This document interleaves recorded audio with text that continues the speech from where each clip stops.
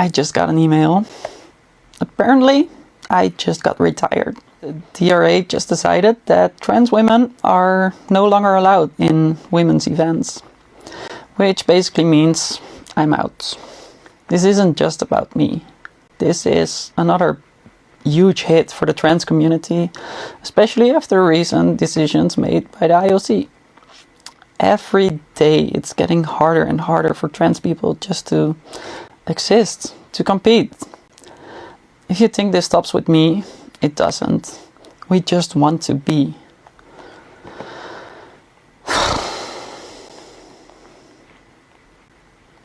通勤通学中の皆様おはようございます。トクタの世界時事ニュースの時間です。さあ本日はですね、ダーツからの話題になります。つい先日ですね、IOC のトランスジェンダー選手に関するルール変更の発表があったということで、こちらね、話題見たばかりですが、今回ですね、この流れがついにダーツにやってきたということで、こちら大変話題になっているんですね。というのも、このトランスジェンダー選手に関してはこれまでもですね、まあ、それは吸ったもんだがあったものですから、ついに決着したと、こういった形になりそうです。まあ、特にですね、このチャンネルを古くからご覧になってくださってる皆さんだったら、この話題ね、かなり感慨深いものになるんじゃないかなと思いますので、ぜひ最後までご覧になってください。この番組は海外のホットな時事ニュースをお届けします。通勤通学のお供にちょうどいいチャンネルとなっていますので、ぜひチャンネル登録お願いします。さ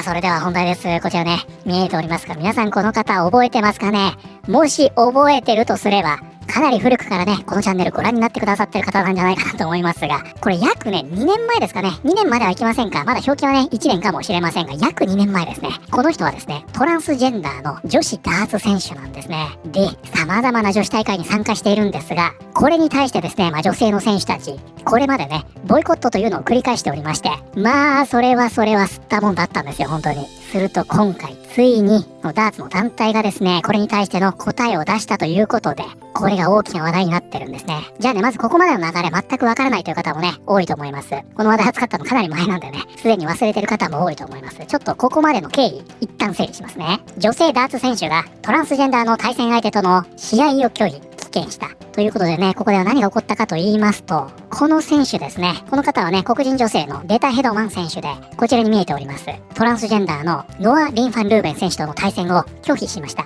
で、これはね、デンマークオープンでの出来事だったんですが、このヘドマン選手はですね、これにより不戦敗となるんですね。で、当然ね、この選手というのはプロですから、この大会は賞金もあるわけですね。つまり、それを捨ててでもトランスジェンダー選手とは戦わないという選択をしました。で、この時にですね、本当驚くのは、これわずか2年前ですよ。このヘドマン選手、この対戦をしなかったのは、体調不良が原因だったと報道されました。これすごい話でしょ。このヘドマン選手がここまでして対戦拒否したにもかかわらず、それが報道により封殺されてしまったんですよ。そしてその後ね、このヘドマン選手は自ら声を上げ、私は病気ではなくって、女性の大会で男性とは対戦したくないんだと、このようにきっぱりと宣言しました。そしてね、その後こうなるんですよ。英国のスター選手が抗議のため、2大会を棄権したことを受けて、女性ダーツ選手がトランスジェンダーの対戦相手との試合を拒否した場合、懲戒処分を受ける可能性があると警告。とい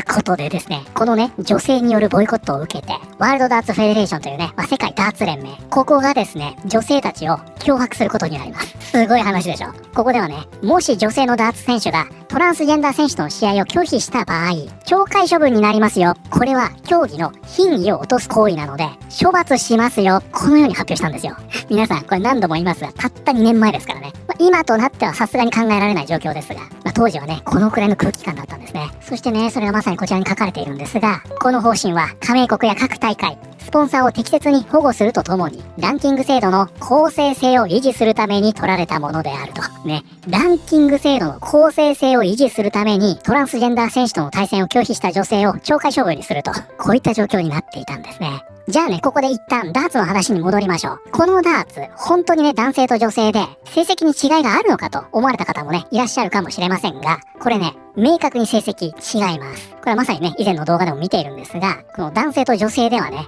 そもそもの体の作りって違いますよね。例えばその空間認識の能力差とか、あとはこう体勢を維持するための筋力とか、やっぱ全部違うでしょ。なので、男子のプロと女性のプロ、これそもそもね、成績が全く違うと言われているんですね。で、まさにね、こちらがその記事になるんですが、このね、データヘドマン選手、他にもね、様々な点、指摘をしておりまして、非常にね、興味深いんですが、女性って生理があるでしょ。そうするとね、こう肉体的にも精神的にも、その期間はデメリットがあるわけですよ。更年期があったり、出血とかほてりとかね、そういうのもあったりする。もう様々な面で男性とは体の作りが違うわけですね。にもかかわらず、こういったね、ダーツのルールというのは IOC にしても WDF にしても、もう一つね、DRA というところもあるんですが、ここにしてもみんなね、男性が決めているんだ。つまり男性というのはこういったね、女性特有のものがこう精密さを要求されるスポーツにおいてどれだけ影響するのかというのを知らないんだ。このように主張していたんですね。でも言われてみればその通りですよね。シンプルに生理があるかないかだけで状況って変わるわけでしょ。練習時間にも響いてくるでしょうしね。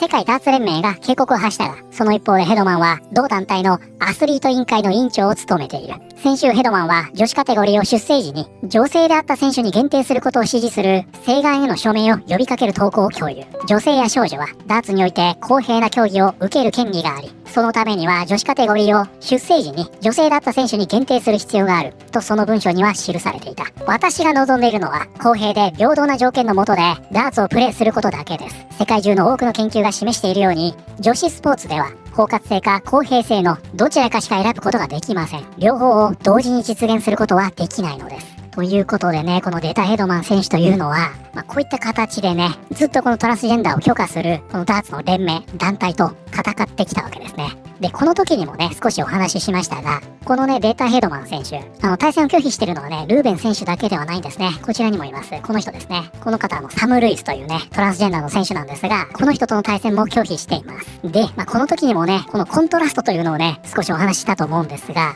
少なくともね、この当時、この2024年ですね、この時は、トランスジェンダーのカードというのは、非常に強力だったんですね。その前が黒人女性だったでしょ。つまりそのいわゆるポリコレというのが進んできまして、例えばね、その映画やテレビなんかでも主人公がね、ことごとく黒人女性になっていき、で、やーなんてやってくる隣の夫婦がね、これでもかというぐらいことごとく異人種カップルになっていった。そういった流れというのがあったんですね。もう本当にね、黒人女性というのは最強カードでした。で、この時に割を食ったのが白人男性と言われておりまして、これは以前のね、脚本家組合の話でも見ましたが、よかったらこの辺ね、このチャンネルの再生リスト、副次ピックアップにね、重要な動画として入ってますんで、ご覧になってください。この白人男性というのは、自分が白人男性であるというだけで、仕事ができない状態になっていったんですね。このハリウッドの脚本家の中で、そのぐらい迫害される立場になってしまったわけですよ。そして、これを完全に逆転できるカードがトランスジェンダーになっていったんですね。なので、この手の話でね、非常に問題視されるトランスジェンダーというのは、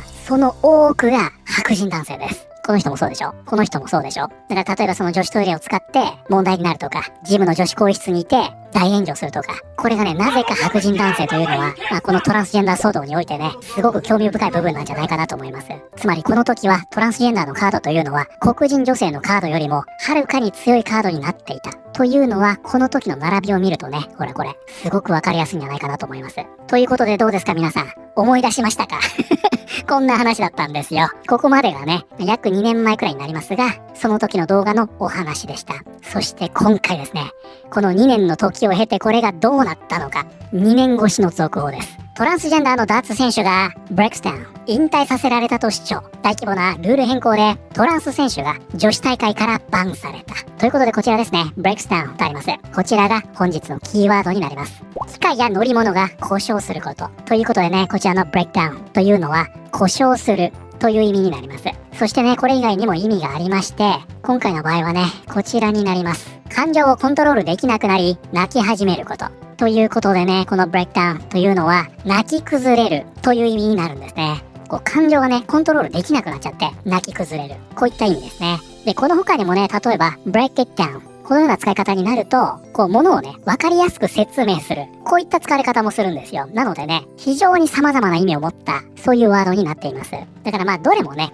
バラバラにする、崩れる、こういったニュアンスで繋がっているんじゃないかなと思います。今回の場合は、こちらですね、泣き崩れると、こういった意味になっています。ということで、こちらは、トランスジェンダーのダーツ選手が、涙ながらに泣き崩れ、引退させられたと主張。大規模なルール変更で、トランス選手が女子大会からバンされた。ということでですね、今回なんと、こちらにね、見えていますよ。以前からね、大変物議を醸しておりました。このトランスジェンダーのバン・ルーベン選手。主要な大会からね、ことごとくバンされまして、事実上、女子大会に出場できなくなってしまいました。今週、DRA。これね、ダーツの規制機関というもので、ルールを司っている組織ですね。DRA が女子限定イベントへのトランス選手の出場を禁止するという新たなガイドラインを導入した。世界選手権に出場した初のトランスジェンダー選手として歴史を作ったファン・ルーベン選手は、この決定について SNS で思いを語る中取り乱していた。ファン・ルーベン選手は2022年から PDC 女子シリーズに参戦しており、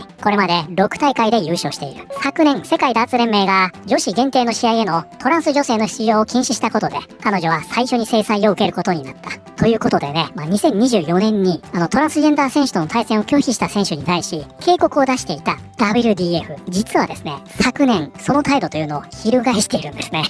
これもすごい話でしょ。あれだけ警告していたのに、トランスジェンダー選手との対戦を拒否するということは競技の品位を落とすことなんだと言っていた WDF が、実はですね、2025年にいち早くその態度を変えてるんですね。で、これによりこのバン・ルーベン選手というのはすでに WDF の大会には出場することができていませんでした。そして今回ですね、DRA がね、新たにトランスジェンダー選手が女性限定の大会に出場することを禁止するガイドラインを発表したことにより、その他のリーグにも出場できなくなったことで、事実上私はね、これで引退を突きつけられてしまったんだ。このように自身のインスタで訴えていると。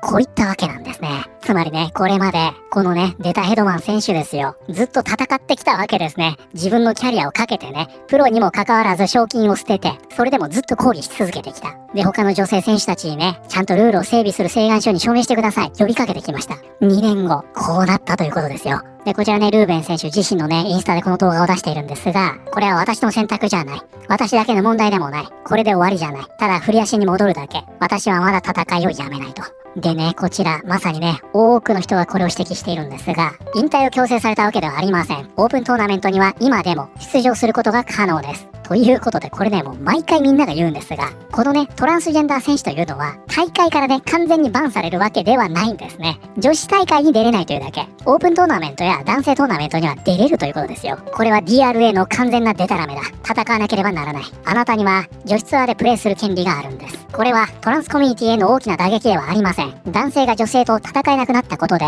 基本的権利が侵害されたわけではありません。むしろその逆です。女性の権利、そして女性同士で公平に競う権利が認められたんです。というような形でね、このコメント欄では、これは当然だという人と、この選手を応援する人が入り乱れていると。こちらデイリーメール、これポストしてますね。こちら X なんでね、かなり辛辣なんじゃないかなと思いますが、彼は男です。男子カテゴリーやオープンカテゴリーで戦うことができます。女性から奪った機会のことを思えば、いくらでも泣けばいい。トランス女性がダーツをプレイできなくなるわけではありません。この人はただ自己中で特権意識があるだけです。ということでね、こちらでもそうですが、多くの人がね、男子カテゴリーに行け、オープンカテゴリーに行け、あなたはプレイを禁止されているわけではありませんよということを指摘しているという状態になっています。はい、ということで本日はですね、ついにダーツ界隈が女子大会へのトランスジェンダー女性選手の参加を禁止。これに対し、当の選手たちが反発しているという話題を見てまいりました。いかがだったでしょうか？どうですか？もしね、このチャンネルを2年ほど前から見てくださってる方がいらっしゃれば、かなりね、感慨深い内容だったんじゃないかなと思います。皆さん、